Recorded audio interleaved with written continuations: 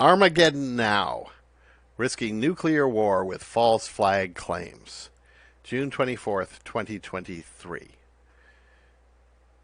As I speak, the U.S. and Russia and the Ukraine are engaged in a massive military confrontation, arguably the worst ever, the closest approach to global thermonuclear war since the end of World War II.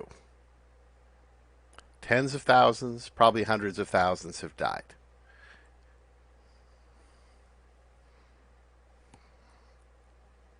Risking nuclear war with false flag claims.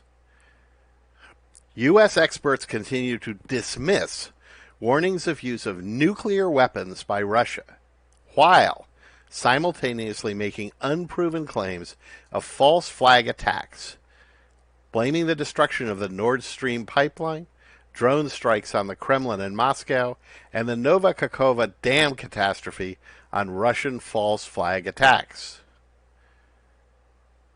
It is difficult to understand this strategy. U.S. experts claim, amongst other things, that the global opprobrium for violating the taboo on use of nuclear weapons deters Russia from using such weapons. No one has used them in combat since World War II.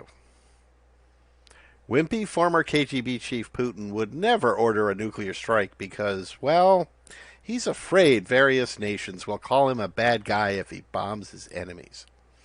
The sensitive, thin-skinned Russian president has never had to deal before with being called a murderer, gangster, poisoner, or anything like that. And he dreads the possible experience, sort of like his super-sensitive puppet, Donald Trump.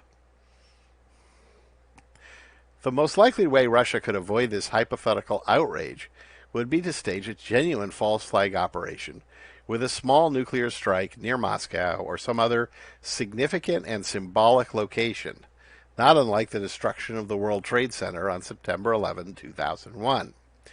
This would rally the Russian nation to the government and garner considerable global sympathy as well as outrage at Ukraine and its supposed neo-Nazi maniacs.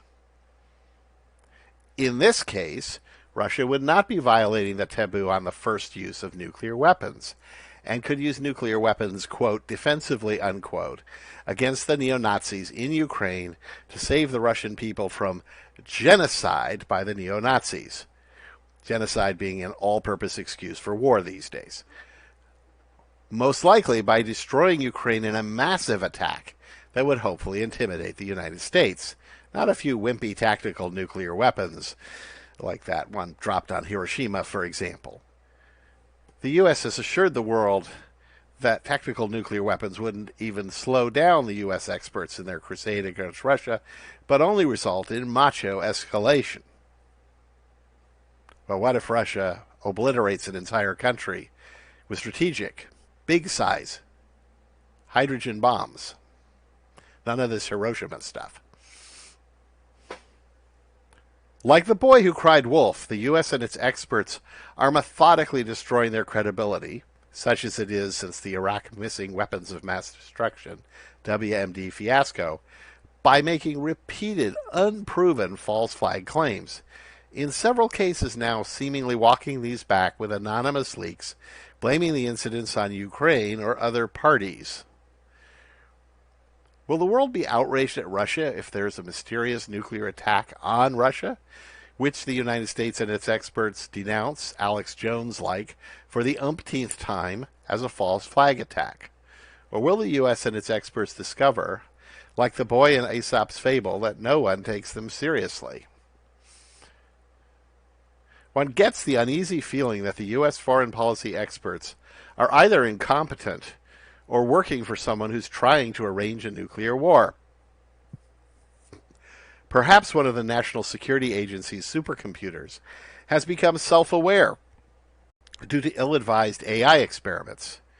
About 2016 seems like a likely date, noting that the world seemed to go crazy at that point, and is using the NSA's vast trove of blackmail data to manipulate the pesky humans into self-destruction, not unlike the fictional Skynet supercomputer in the Terminator movie series.